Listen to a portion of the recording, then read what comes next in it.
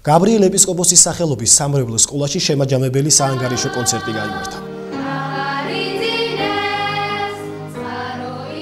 წმინდა გაბრიელ ეპისკოპოსის სახელობის სამრევლო სკოლაში შემაჯამებელი საანგარიშო ღონისძიება ჩატარდა. ღონისძიება სამ განვლილ დღესასწაულს, ნინოობას, 26 მაისს და ბავშვთა დაცვის საერთაშორისო დღეს მიეძღვნა.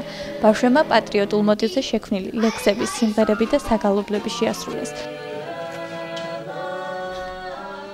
მთელი საქართველო აღნიშნავს 26 მაისის კვირეულს და 1 ივნისისაც ასევე. და ჩვენ შევუერთდით ამ ღონისძიებას, თანაც აღნიშნეთ წმინდა ნინოს საქართველოში შემობრძანების დღე და ეს ღონისძიება ვაქციეთ ჩვენს წლიურ საანგარიშო ღონისძიებად და წარმოადგენთ ჩვენი ბავშვების თვითშემოქმედება. ღონისძიებას მოწვეულ სტუმრებთან ერთად შემოქმედის ეპარქიის მღვდელმთავარი და სასულიერო პირები ესწრებოდნენ.